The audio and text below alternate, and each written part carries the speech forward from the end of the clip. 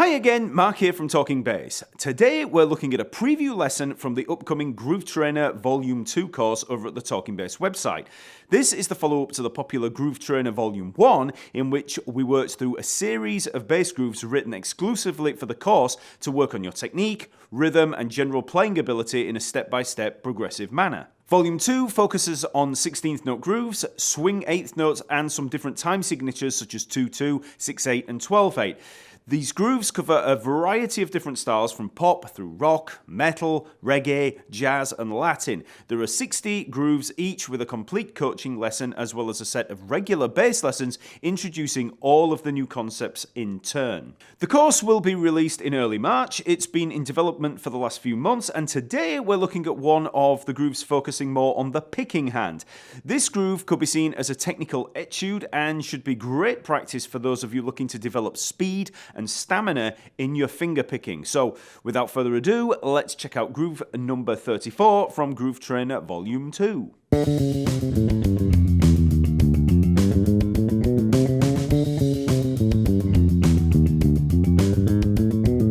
Groove number 34 has a rock feel and it has consistent 16th notes working throughout at a fairly high tempo, so this is going to be a really good workout for the picking hand, and instead of just working on one string, we're actually working across the strings. So the first bar sounds like this. So we're obviously playing each note twice there, so you just have to learn the notes, which are going to be... Okay, so we're in D minor here. We start on the D and we come down D, D flat, C. So that's 7th, 6th, 5th frets on the G string. Then A and G, 7th and 5th frets on the D string. And then we come down F, E, E flat, and then to the D. So 8th, 7th, 6th, and then 5th frets on the A string. So just work on those notes first without the double. So we've got... Just get that pattern down into the head, and then you can try doubling on each note. So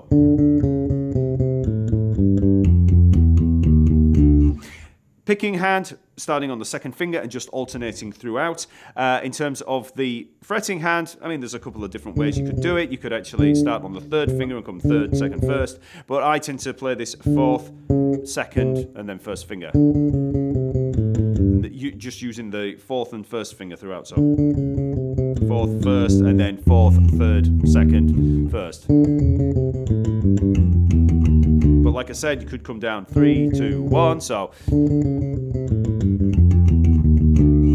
Then we ascend through the scale like this. And then we're back to the start. So we're coming up through this D blues scale here. So we've got the D and F there. So D and F, 5th and 8th frets on the A string, then G, G sharp A on the D string, so that's going to be at 5th, 6th and 7th frets. Then we have this little move of B natural back to the A here, so B natural, that's going to be at the 4th fret of the G string back to the 7th fret on the D string, so we don't double the notes there, that's just one note each. So we're getting into Jaco Pastorius territory here. Then just C, C sharp, so that's 5th and 6th frets on the G string, leading us back to the start at the 7th fret. So, and that's the whole line. So all of that together.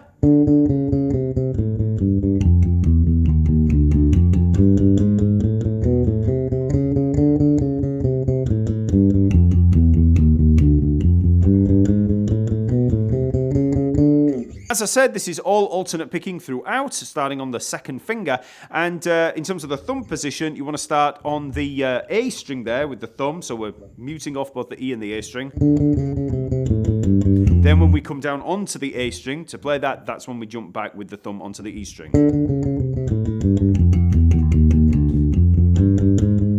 Come back up onto the D string on the ascent, then you can bring the thumb back up to the A string. So this is a really good workout for the picking hand. We're crossing strings, we're playing double notes, and it's at a fair tempo. So start out really slowly, just getting those notes under your fingers. Doesn't matter how slow.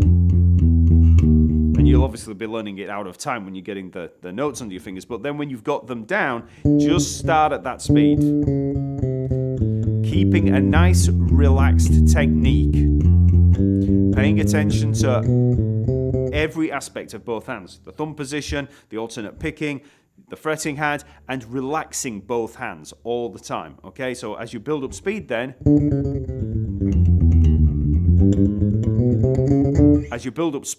you want those fingers to be as relaxed as possible. They should be equally as relaxed at the high speed as they are at the slow speed. Harmony-wise, nothing to see here. It's all D minus or D minus 7 there. And we're starting on the root note, so chord tone. Then we come down to the C, so that's going to be the flat 7 of the chord. So both chord tones. And we have this D flat in between.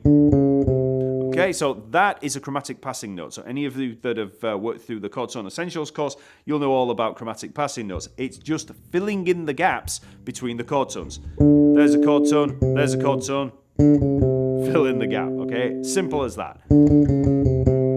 And because it's not accented, it's not, we're not really, dwelling on it.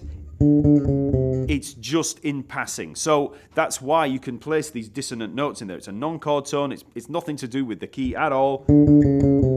It's just leading in to that next chord tone. Then we come down 5th, 4th. So 5th chord tone again. Then we're using the 4th as a passing note into the 3rd. So again, chord tone.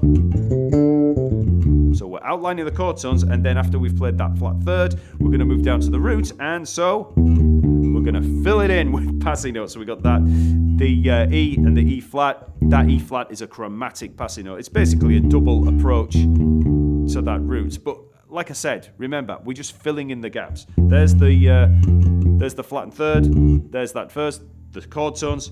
Oh, we've got 2 notes in between there. We're just filling them in.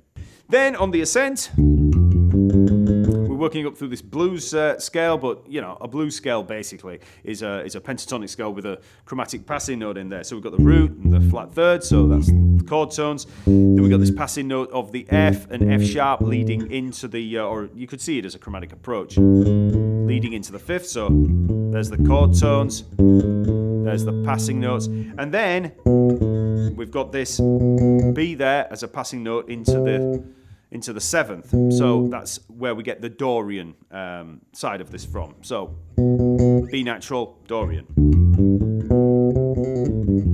Okay, so that's going to lead into the flat 7 again, the chord tone, and up. So we're basically working around the D minor 7, filling in with some scale notes. So it's in terms of the scale there, it's Dorian, but with a few chromatic passing notes. Now let's have a listen to the drum beat. So, hi-hats there, that's where we're getting the 16th notes from. 1E and a 2E and a 3E and a 4E and a. That's where we're feeling that pulse that we're using. And then the bass drum and snare. 1, 2, a 3 and 4. 1, 2, a 3 and 4. So we've got that final 16th note of the second beat there as a 16th note, but the rest of it's just basically giving us that driving rock feel. It's not really outlining the 16th notes particularly. That's all coming from the hi-hats. So one last time with the track.